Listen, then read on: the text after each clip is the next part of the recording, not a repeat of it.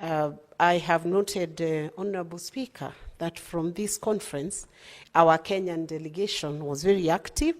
as it should be, and they were greatly involved in the deliberations that enriched the resolutions that were arrived at, which is what a delegation should always do, especially when they represent our nation anywhere. It's important that a report is returned, that the participation is active, not absent, and that our delegates are able to contribute and enrich the deliberations and the resolutions that emanate from any conference, because ideally that's why the taxpayer uses the money to sponsor our delegation. I have noted with a lot of interest the venue where this conference was taken. That was in Hanoi, Vietnam, a very interesting destination which has been in the discussion of Kenyans lately because of our very own Kenyan, Margaret Nduta, a lady from Oranga County, whose fate is hanging on the thread because of having been convicted for a capital punishment due to offenses or accusations related to drug peddling or trafficking or whatever it was that has been faced, that Nduta has been faced with. I note, Honorable Speaker, that Vietnam has very strict drug laws, and even before I finish commenting on this, because this was about a global conference on young parliamentarians, and Nduta is a young woman, I have seen for the last maybe a week or so, a very hearted petition by Kenyans to the government to quickly do what it can, discuss with the government of Vietnam how the fate of Nduta from hanging by the rope or being punished through that injection could be reversed and Nduta be allowed to face the Kenyan judicial system.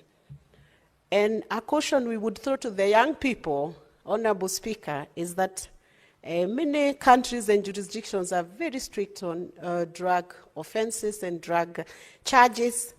and it is very important for young people, when they are approached to do certain things, to be very cautious who gives them what they are carrying or what they are transporting or what suitcases they are handling when they are traveling, so that they don't find themselves in the situation that Nduta found herself in. And we want to thank the PS Foreign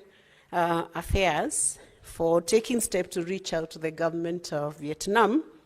to discuss, and the fact that the punishment was delayed as the governments are discussing was important. Because we know an offense could be an offense, we do not know how the process went, but we do know that the Kenyan judicial system is also eager to enforce the criminal law jurisdiction, and I'm sure if Nduta was returned here, she would still face the Kenyan judicial system, which may be lighter for the family. So we continue to hope that the governments will discuss and see that the fate of Nduta is reviewed and that she can face the music back home. Notably, Kenya has no bilateral agreement with Vietnam,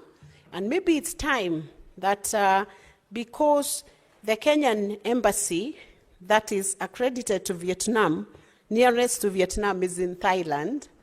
so that I don't even know how our team worked during this time, the delegation that was sent. They must have had a lot of difficulties because they did not have, Kenya does not have a mission down at Vietnam. And we would also urge the PS, Foreign Affairs, to ensure that now that Kenya and Vietnam have relations that could enable us to foster or put a foreign mission there, to consider that there are many Kenyans who are working within Vietnam, and that they will be it will be a big honor and great service to those Kenyans if there was a foreign mission or a diplomatic mission that can serve them closer in Vietnam, because both countries have interests, issues that are of common interest that could be handled by that foreign mission. And having said that, I'm wishing consolation to Nduta's family back in Murang'a. Honorable Speaker, the theme of this conference, coming back to the report, was the role of the youth in accelerating the achievement of the SDGs through digital transformation and innovation. And Speaker, if I can jump to one of the items that were noted by the Secretary General during this conference, was that the Secretary General Chungong took the opportunity to address the underrepresentation of young women in parliaments, emphasizing that their contributions were indispensable in advancing the SDGs through digital transformation and innovation. He underscored the crucial role of young women and called for increased effort to ensure their meaningful participation in parliamentary processes. The reason why the young women were singled out must have been because it is very easy for women to be left behind in digital transformation. And Honorable Speaker, it's my view that as our systems get more digitized, become more technologically efficient, it's important that women are carried along. In fact, Honorable Speaker, if you look at what is happening now, commerce has gone digital, trading has gone digital, Honorable Speaker, and everything, even the service delivery by governments has gone digital. And unless we carry the women along in this digital transformation, women will take the shorter end of the stick in this transformation. And that is why, Honorable Speaker, this conference addressed issues of how the young women can be carried along, even those who are in parliaments, to ensure that their role as women parliamentarians becomes meaningful, even as people participate in parliamentary processes. Honorable Speaker, right now, you might find that the people who are able to follow the proceedings, even in these parliaments, are those who are digitally aware or digitally informed. And it's important, Honorable Speaker, that as we continue, that parliaments become a center where even those who are serving within parliaments, their skills are consistently improved in this digital technology and transformation. Honorable Speaker, the resolutions that have been arrived at during this conference, Honorable Speaker, should actually be turned into action so that, Honorable Speaker, we do not have conferences being attended to, resolutions being drawn, and no action being taken. We need to be in a phase where we say, from resolutions now to action, from action to impact,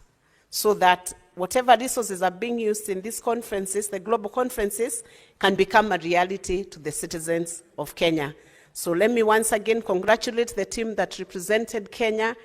in this IPU Global Conference,